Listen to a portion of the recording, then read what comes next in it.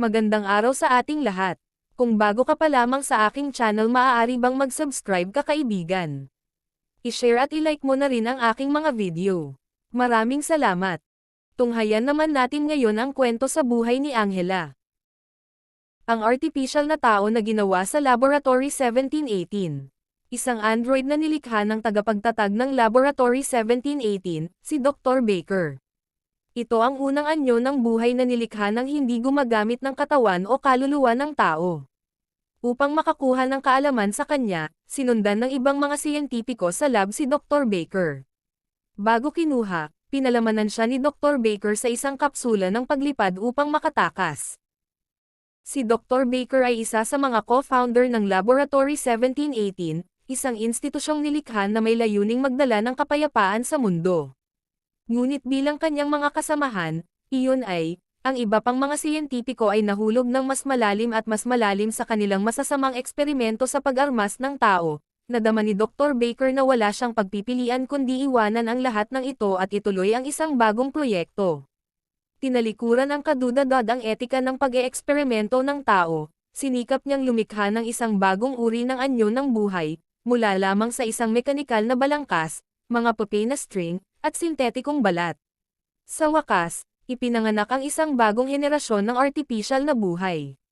Si Dr. Baker ay matatag na naniniwala na, ang pag-ibig at pag-asa ay ang pinakadakilang imbensyon ng sangkatauhan.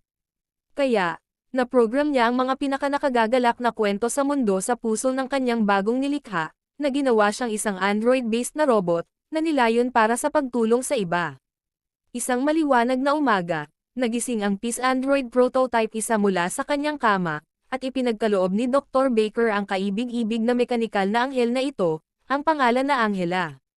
Si Angela ay sumunod sa pagtuturo ni Dr. Baker, nag-aaral ng mabuti upang maunawaan ang mundo, at umaasa na matugunan ang mataas na inaasahan ng imbentor. Gayunpaman, ang kanilang mapayapang buhay na magkasama, ay naputol. Nang marinig ng baliw na siyentipiko ng Lab 1718, ang mga tsismis na si Dr. Baker ay lumikha ng isang buhay na kaluluwa sa labas ng katawan ng tao, na hindi natugunan ang kanilang mga ideya ng paglikha ng mga sandata ng laman, hindi sila makatiis na paniwalaan ito. Kumbinsido sila sa kanilang mga sarili na ipinagkanulo sila ni Baker, pinananatili ang kaalamang ito sa kanyang sarili bago tumakas, at kaya inutusan nila ang mga nakaraang likha ni Dr. Baker, ang alpha at beta na tugisin si Dr. Baker at ang kanyang nilikha. Nang malapit na silang lapitan ng mga humahabol sa kanila, inilagay ni Dr. Baker si Angela sa isang kapsula ng paglipad, inutusan siyang hanapin ang kanyang matalik na kaibigan na si Rooney. Gayunpaman, ang kapsula ng paglipad ay hinampas ng isang kakilakilabot na bagyo, at lumapag sa isang malayong sulok ng Land of Dawn. Paglabas mula sa pagkawasak, sinimulan ni Angela ang kanyang paglalakbay upang mahanap si Dr. Rooney, at iligtas ang kanyang ama. At dito na nagtatapos ang kwento ni Angela at Dr. Baker. Sana nagustuhan nyo ang kwento ngayong araw, mga idolo. Mag-comment lang kung kanino pang kwentong Mobile Legends hero ang gusto nyong marinig. Huwag kalimutang mag-subscribe at i-like ang ating kwento. Paki-share na din, idolo. Maraming salamat, hanggang sa muli. Paalam.